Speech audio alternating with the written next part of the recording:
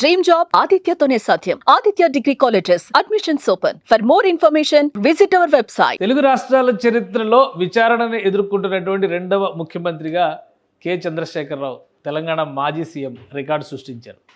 గతంలో చంద్రబాబు నాయుడు ముఖ్యమంత్రిగా ఉన్న సమయంలో కుప్పంలో జరిగినటువంటి కొన్ని పనులకు సంబంధించి వైఎస్ రాజశేఖర రెడ్డి ముఖ్యమంత్రి అయిన తర్వాత విచారణ సంఘాన్ని నియమించిన నేపథ్యంలో చంద్రబాబు నాయుడు అప్పుడు జస్టిస్ వెంకటాచలమయ్య కమిషన్ ముందర ఆయన ఇంటికి వెళ్ళి విచారణ ఎదుర్కొన్నారు. ఇప్పుడు జస్టిస్ పిసి ఘోష్ కమిషన్ ముందట కె చంద్రశేఖరరావు కాళేశ్వరంకి సంబంధించినటువంటి పనుల విషయంలో జరిగిన అవకతవకలు కావచ్చు, అలానే ఆ బ్యారేజ్కి జరిగినటువంటి నష్టాలకు సంబంధించిన ఎంక్వైరీ విషయంలో కూడా ఇప్పుడు విచారణను ఎదుర్కొంటున్నారు.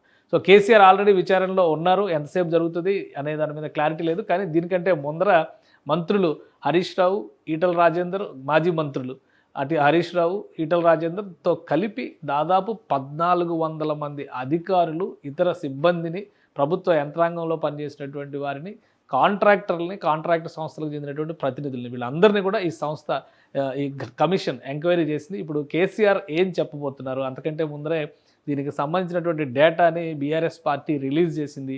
దాన్ని ఒకసారి విశ్లేషించే ప్రయత్నం చేద్దాం. అలానే ఈ విచారణలో కేసీఆర్కి తోడుగా ఉండేటువంటి నాయకుల లిస్ట్ కూడా వచ్చింది. Madhusudanachari MLC, leader of opposition, legislative council, అలానే Harish Rao MLA, Prashant Reddy MLA, Palla Rajeshwar Reddy MLA. అయితే పల్లా రాజేశ్వర్ రెడ్డి కేసీఆర్ని కమిషన్ దగ్గర తీసుకెళ్లే క్రమంలో కేసీఆర్ ఫామ్ హౌస్లోనే ఆయన గాయపడ్డారు, ఆయన వెళ్ళలేదు. వద్దిరాజు రవిచంద్ర ఎంపీ, అలానే RS Praveen Kumar IPS retired, ఇక Padmarao Goud MLA, Mahboob Ali ex MLC, Bandari Lakshma Reddy MLA, వీళ్ళందరూ కూడా కేసీఆర్ గారితో పాటు అకంపెనీ చేయబోతున్నారు. ఇక బీఆర్ఎస్ పార్టీ చేస్తున్నటువంటి వాదన, చెబుతున్నటువంటి విశ్లేషణ, దాంతోపాటు ఈ విషయానికి సంబంధించి ముఖ్యంగా కాళేశ్వరం ప్రాజెక్టుకు సంబంధించినటువంటి డీటెయిల్స్ని ఏ విధంగా ఎక్స్ప్లెయిన్ చేస్తారు, ఇది బీఆర్ఎస్ చేస్తున్నటువంటి వాదనకు సంబంధించినటువంటి ఒక డాక్యుమెంట్ని రిలీజ్ చేశారు.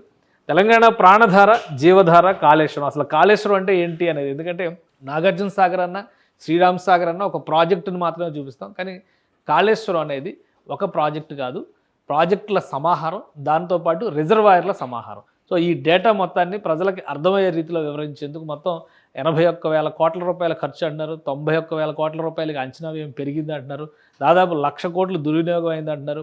కానీ బ్యారేజీలకు సంబంధించి డ్యామేజ్ జరిగినటువంటి మాట మాత్రం వాస్తవం. ఆ డ్యామేజ్కి బాధ్యత ఎవరు వహించాలి, ఎవరి నుంచి ఆ సొమ్మును రికవరీ చేయాలి, ఈ యాంగిల్లో కూడా విచారణ జరుగుతుంది. కాబట్టి టోటల్ డేటా ఒకసారి విశ్లేషించే ప్రయత్నం చేద్దాం. కాళేశ్వరం ప్రాజెక్టుకు సంబంధించినటువంటి ఈ డేటాలో అసలు కాళేశ్వరం అంటే ఏమేమి వస్తాయి ప్రాజెక్టులు అనేది ఒకసారి విశ్లేషిద్దాం. ఇందులో 3 బ్యారేజ్లు ఉన్నాయి, చాలా కీలకమైనటువంటి బ్యారేజ్లు. ఇప్పుడు ఆ 3 బ్యారేజ్లకి ఒక బ్యారేజ్ ఏమో సీపేజ్, 2 బ్యారేజ్లు సీపేజ్ అవుతుంది, ఒక బ్యారేజ్కి సంబంధించి పిల్లర్ కుంగుబాటు అయింది అనే దాని మీదే ఎంక్వైరీ జరుగుతుంది. అలానే ఇందులో 15 రిజర్వాయర్లు, 19 సబ్స్టేషన్లు, 21 పంప్ హౌస్లు, 203 కిలోమీటర్ల సొరంగాలు, 1531 కిలోమీటర్ల గ్రావిటీ కెనాల్స్, 98 కిలోమీటర్ల ప్రెషర్ మెయిన్స్, 141 టీఎంసీల స్టోరేజ్ కెపాసిటీ, 530 మీటర్ల ఎత్తుకు లిఫ్ట్, 240 టీఎంసీల నీటి వినియోగం. ఇది మొత్తం కాళేశ్వరం ప్రాజెక్టుకి సంబంధించినటువంటి సమగ్ర స్వరూపం. సో ఈ స్వరూపానికి సంబంధించి ఇది ఒకటిగా చూస్తాం అనేది సాధ్యం కాదు, ఎందుకంటే ఇది ఒక సిరీస్ ఆఫ్ కన్స్ట్రక్షన్స్ లాగా జరిగింది, ఒక యుద్ధ ప్రాతిపదికన చేసినటువంటి నిర్మాణాలు. అప్పట్లో కాళేశ్వరం ప్రాజెక్టు లైన్ డయాగ్రామ్ ఇది. ఎక్కడెక్కడ రిజర్వాయర్లు వస్తాయి, ఎక్కడెక్కడ బ్యారేజ్లు వచ్చినాయి, ఎక్కడెక్కడ హైడ్రో పవర్ జనరేషన్కి సంబంధించినటువంటి సబ్స్టేషన్ల ఏర్పాట్లు జరిగినాయి, వాటికన్నింటినీ సూచించేటువంటి టోటల్ డయాగ్రామ్ ఇది. అలానే కాళేశ్వరం ప్రాజెక్టుకి సంబంధించినటువంటి కెపాసిటీస్, సామర్థ్యాలని క్లియర్గా వివరించారు. మొత్తం నిల్వ నీటి సామర్థ్యం 141 టీఎంసీల కింద చేశారు. ఏ రిజర్వాయర్లు ఎక్కడెక్కడ ఉన్నాయి, మేడిగడ్డ బ్యారేజీ, అన్నారం బ్యారేజీ, సుందిళ్ళ బ్యారేజీ, ఈ 3 బ్యారేజీల చుట్టే ఇప్పుడు కాళేశ్వరం కథ మొత్తం నడుస్తుంది. మేడిగడ్డకి ఒక పిల్లర్ కుంగడం, ఈ దీనికి సంబంధించి ఒక పిల్లర్ కుంగడం, ఈ రెండింటికి సంబంధించి సీపేజీల సమస్య, అంటే ఎక్కడికక్కడ లీకేజీలు జరుగుతున్నాయి. కాబట్టి ఇందులో నీరు నిల్వ చేస్తే కనుక 0.78 టీఎంసీ, ఇక్కడేమో 3 టీఎంసీలు, ఇవన్నీ కూడా ఈ వాటర్ అంతా కూడా ఇందులోకి డైవర్ట్ అయ్యి రిజర్వ్ అవుతుంది. ఇందులో దాదాపు ఈ కన్స్ట్రక్షన్ అన్నీ కూడా, ఈ రిజర్వాయర్స్ నిర్మాణం అంతా కూడా పూర్తయింది, 1-2 మినహా మొత్తం అంతా కూడా కన్స్ట్రక్షన్ కంప్లీట్ అయింది. లోపాలు ఎక్కడ జరిగినాయి, ఎవరి వలన ఈ కష్టాలు జరిగినాయి, అది ఇదంతా కూడా బీఆర్ఎస్ చెప్తున్నటువంటి వర్షం. ఎందుకంటే ఇప్పటివరకు కాళేశ్వరం నీళ్ళతో జరిగినటువంటి సాగు, అసలు ఇప్పుడు ఉన్నటువంటి ప్రభుత్వం ఏమో ఇప్పుడు నీరు నిల్వ చేస్తే కష్టాలు నష్టాలు ఎక్కువ ఉన్నాయి కాబట్టి నిల్వ చేయట్లేదని చెప్తుంది. కానీ గత ప్రభుత్వం చెప్పినటువంటి వాదన ఏంటంటే ఆయకట్టు స్థిరీకరణ జరిగింది, కొత్త ఆయకట్టు వచ్చింది, దీనివల్ల 20,33,000 ఎకరాలకి కాళేశ్వరం నీళ్లు అందుతున్నట్టుగా అప్పటి ప్రభుత్వం చెప్పింది. అదే డేటాని ఇప్పుడు బీఆర్ఎస్ పార్టీ ఇచ్చింది.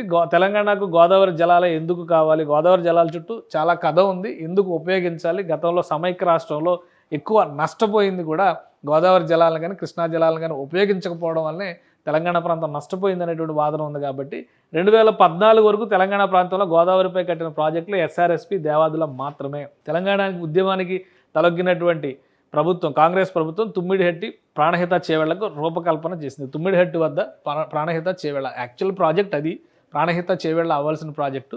దానిలో రూపురేఖల్లో మార్పులు చేయడం వల్ల అది కాళేశ్వరం ప్రాజెక్టుగా రూపాంతరం చెందింది. 2014లో బీఆర్ఎస్ ప్రభుత్వం, అంటే అప్పుడు టీఆర్ఎస్ ప్రభుత్వం ఏర్పడిన తర్వాత తెలంగాణ ఆకాంక్షలకు అనుగుణంగా ఈ మాడిఫికేషన్స్ చేస్తున్నాం అనేటువంటి ప్రకటన చేసింది. దాని ప్రకారం ప్రాజెక్ట్ నిర్మాణం పూర్తయింది. అయితే అప్పుడు ఉద్యమానికి నాయకత్వం వహించినటువంటి కేసీఆర్, తర్వాత ప్రభుత్వానికి నాయకత్వం వహించినటువంటి కేసీఆర్ దురుద్దేశపూరితంగానే ఈ ప్రాజెక్ట్ లొకేషన్ను మార్చారనేది ప్రధానమైనటువంటి ఆరోపణ.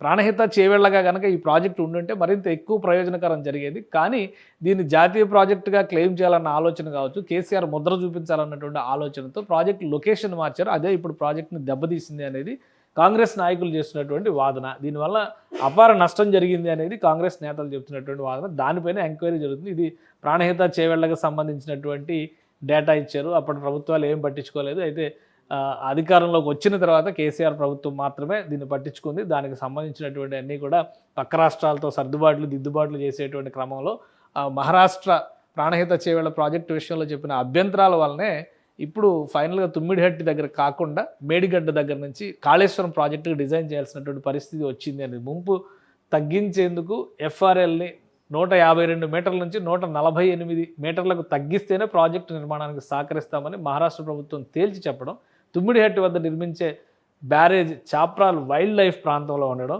అనుమతులు సాధించడం క్లిష్టతరం అవుతుంది, కాలయాపన జరుగుతుంది. ఆ ఉద్దేశంతోనే ఈ ప్రాజెక్ట్ని మేడిగడ్డ వైపు మళ్లించినట్టుగా చెప్తున్నారు.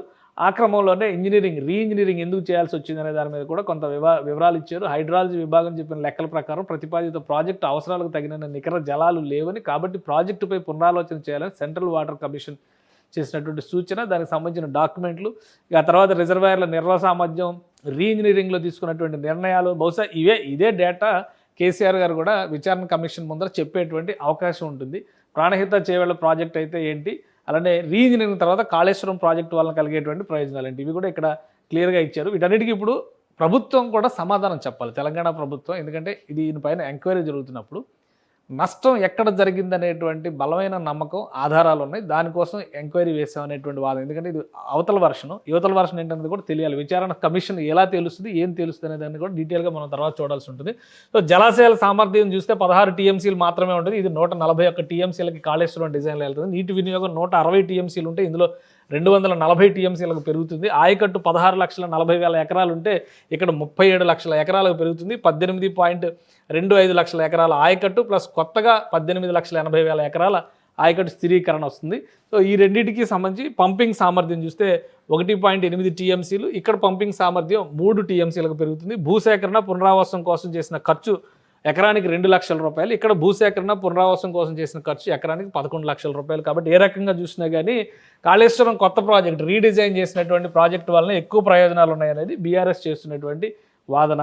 సో ఆ క్రమంలో ఈ డాక్యుమెంట్ మొత్తం రిలీజ్ చేశారు. ఇందులో చాలా వివరాలు ఉన్నాయి. రీఇంజనీరింగ్ తర్వాత గోదావరి నది ఏ విధంగా సజీవం అయింది, ఏ విధంగా ప్రాజెక్టుల అంచనాలు పెరిగినాయి, గతంలో కట్టినటువంటి ప్రాజెక్టుల వలన కలిగిన ప్రయోజనాలు ఏంటి, ఈ ప్రాజెక్టు వలన కలిగిన సాగునీటి రంగంలో బీఆర్ఎస్ కృషి వలన కలిగిన ప్రయోజనాలు. 2014లో 68 లక్షల టన్నులు ధాన్యం ఉత్పత్తి జరిగితే 2023 నాటికి 2,70,00,000 టన్నుల ఉత్పత్తి జరిగింది. అది బీఆర్ఎస్ ప్రభుత్వం తీసుకున్న నిర్ణయాల వల్లనే జరిగిందని చెప్తున్నారు. అలానే అన్ని రకాల పంటల దిగుబడికి సంబంధించి 1,70,49,000 టన్నులు 2013-14లో ఉంటే 2022-23లో 4,65,24,336 టన్నులకి పెరిగింది. అంటే 4 రెట్లు పెరిగిందని చెప్తున్నారు. సాగు విస్తీర్ణం 2014లో 1,31,34,000 ఎకరాలు ఉంటే 2023 నాటికి 2,20,00,000 ఎకరాలకు పెరిగింది అని చెప్పని బీఆర్ఎస్ పార్టీ చేస్తున్నటువంటి వాదన ఇది.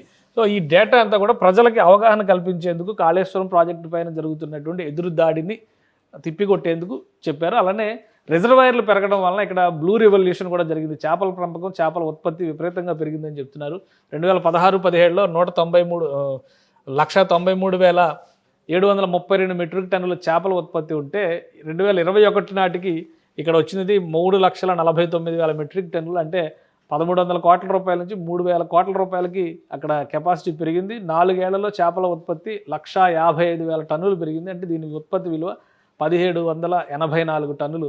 సో కాళేశ్వరం ప్రాజెక్టులో పెద్ద జలాశయాల నిర్మాణం జరిగినందున ఈ చెరువులు, చెక్ డ్యాములు వాటి నుంచి వచ్చినటువంటి నీటి వనరుల రీత్యా ఈ చేపల పెంపకం పెరిగింది. ఇరిగేషన్తో పాటు ఇతర ప్రాజెక్టుల నిర్మాణం తర్వాత భూగర్భ జలాల మట్టం 5.36 మీటర్లు పెరిగినట్టుగా భూగర్భ జల శాఖ నివేదిక ఇచ్చింది. సో వీటన్నిటినీ కూడా కోట్ చేస్తుంది ప్రత్యేకంగా బీఆర్ఎస్ పార్టీ. వీటికి సంబంధించినటువంటి సమగ్ర సమాచారంతో కేసీఆర్ విచారణ కమిషన్ ముందర అటెండ్ అయ్యారు. సో ప్రభుత్వం ఇప్పుడు చేస్తున్నవన్నీ కూడా ఆరోపణలు మాత్రమే అని తేల్చి చెప్పేటువంటి ప్రయత్నం జరుగుతుంది. విచారణ కమిషన్ ఎంతసేపు విచారిస్తుందనే దాని మీద ఒక స్పష్టత లేదు. ఎందుకంటే 4-5 గంటల పైన విచారణ జరగడానికి ఆస్కారం ఉంటుంది. కేసీఆర్ గారి ఆరోగ్యరీత్యా కానీ వయసు రీత్యా కానీ ఆయనకు సహకరించేందుకు కొంతమందిని యాక్సెప్ట్ చేశారు. పీసీ ఘోష్ కమిషన్ ఇప్పటికే 1,400 మందిని ఈ కేసుకి సంబంధించి ఈ అంశానికి సంబంధించినటువంటి విచారణ పరంపరని పూర్తి చేసింది. సో ఫైనల్ ఇంపార్టెంట్ పర్సనాలిటీ మాజీ సీఎం కేసీఆర్. ఇలా విచారణకి అటెండ్ అవుతున్నటువంటి రెండవ మాజీ సీఎంగా ఆయన తెలుగు రాష్ట్రాల్లో, ముఖ్యంగా తెలుగు రాష్ట్రాల్లో సమైక్య రాష్ట్రంలో చంద్రబాబు నాయుడు, విభజన తర్వాత తెలంగాణలో మొదటి వ్యక్తి కింద మనం చూడాలి. ఎందుకంటే మొదటి ముఖ్యమంత్రి ఆయనే, మొదటి విచారణ ఎదుర్కొంటుంది కూడా ఆయనే అవుతారు. సో ఇంకా ఎలాంటి అంశాలను ఇందులో ప్రస్తావిస్తారు, కేసీఆర్ బయటకు వచ్చిన తర్వాత ఏం చెప్తారు, తర్వాత కూడా విచారణ కొనసాగుతుందా అనే అంశం పైన కొన్ని సందేహాలు అయితే ఉన్నాయి. సో విచారణ తర్వాత దీనికి సమాధానాలు దొరికేటువంటి అవకాశం ఉంటుంది. ఫైనల్గా కమిషన్ విచారణకి కాల పరిమితి లేదు కాబట్టి మరింత లోతైన అధ్యయనం జరిగేటువంటి అవకాశం ఉంటుందా, కేసీఆర్ వివరణ తర్వాత సమగ్ర నివేదిక తయారు చేసేటువంటి అవకాశం ఉంటుందా అనేది కమిషన్ తదుపరి చర్యలను బట్టి తెలుసుకునేటువంటి అవకాశం ఉంటుంది. అయితే కాంగ్రెస్ ప్రభుత్వం పైన మాత్రం బీఆర్ఎస్ నాయకత్వం చాలా పటిష్టమైనటువంటి వ్యూహంతో ఎదురుదాడి చేస్తుంది. వీటన్నిటికీ సమాధానాలు చెప్పాల్సినటువంటి అవసరం ఇప్పుడు కాంగ్రెస్ ప్రభుత్వం పైన ఉంటుంది. బ్యారేజ్ కుంగిందన్న మాట వాస్తవం, 2 బ్యారేజీల్లో లీకేజీలు ఏర్పడ్డాయన్నట్టు మాట వాస్తవం. కానీ అవినీతి ఎక్కడ జరిగింది, ఎవరి ప్రోద్బలంతో జరిగింది, దీనికి ప్రధాన కారకులు ఎవరు అనేటువంటి విషయాలను తేల్చే దిశగా ఈ విచారణ సాగుతుందని కాంగ్రెస్ ప్రభుత్వం ధీమాగా ఉంది. సో వాస్తవాలను ప్రజలకి తెలియజెప్పేటువంటి క్రమంలో అధికారిక వర్షన్ ఏంటనేది కూడా ఇంకా తెలియాల్సి ఉంది. సుమన్ టీవీలో మీ పర్సనల్ అండ్ బిజినెస్ ప్రమోషన్స్ కోసం కింది నెంబర్కి కాంటాక్ట్ చేయండి.